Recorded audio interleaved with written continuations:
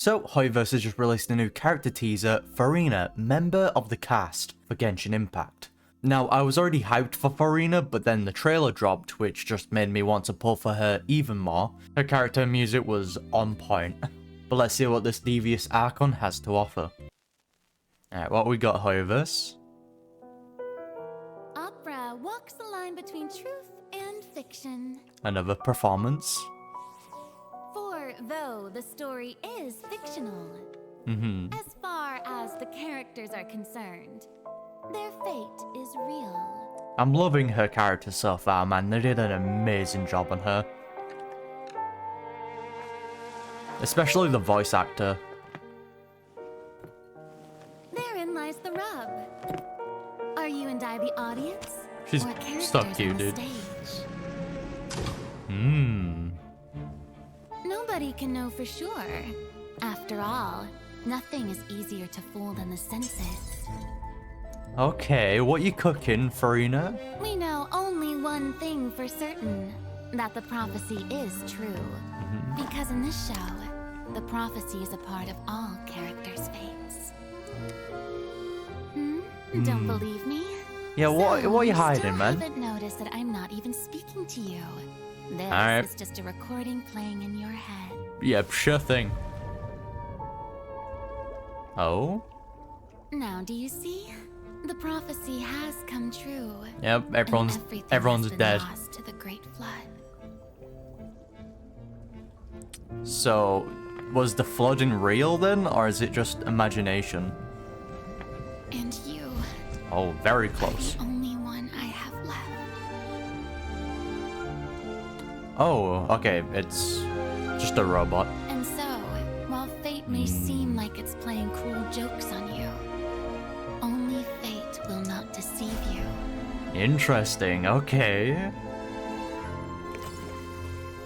Unless you can first deceive fate itself. What are you doing, Furina? What are you planning? What are you plotting? Do you have a plan? Hopefully. Just seeing the transition from her going from, like, playful and, you know, joking to it just completely transitioning to, of course, a typical Hoyoverse fashion, depression. So I only can see this going two ways. It's rather everyone's gone because they've disappeared to the primordial sea, and in return, it's just left Furina all here alone, and everything beyond this, like, point was just her imagination, just putting on a play for herself. Or it can be the other way around, and this part is real, and this is what she's fearing is going to happen. There's like a 95% chance this is what's going to happen. Fontaine is going to flood, everyone's going to disappear. We're going to be in quite a serious situation. But I just realized, if Fontaine floods, what happens to the rest of Teyvat?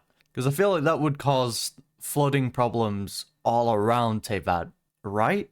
Unless there's like some, I don't know, supernatural thing that keeps the flood in Fontaine. The water, I don't know, just hits like an invisible barrier. Who knows?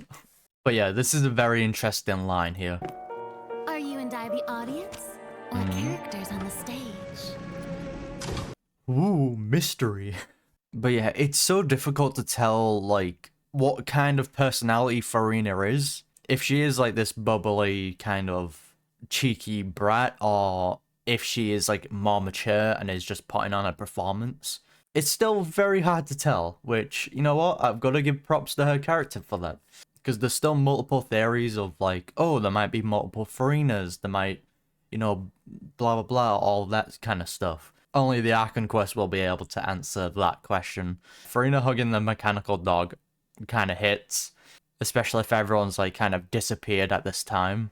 Only the robots remain, and us, since, you know, we're not from Fontaine, though we might be overdosed on primordial water, which I guess that's a real issue. At the same time as well, Risley has the ship, right, to put a lot of people on, so there's probably a few survivors, unless he didn't have enough time to get the ship prepared. Unless you can first deceive fate itself. That's interesting. So it seems like Furina's plan has something to do with tricking fate. So maybe tricking the prophecy into, you know, not happening or something along those lines. Or maybe fate has something to do with Celestia, so she needs to trick Celestia into thinking something for, you know, the prophecy to not be fulfilled or something along those lines. Rather that's to get rid of her gnosis or sever her ties with Celestia. Again, who knows? But it's going to be really interesting to see. But only time can tell in the Archon quest, which I'm going to be playing through, so if you don't want to miss my reaction to that, be sure to hit that subscribe button, I would greatly appreciate it. And yeah, I'll see you then.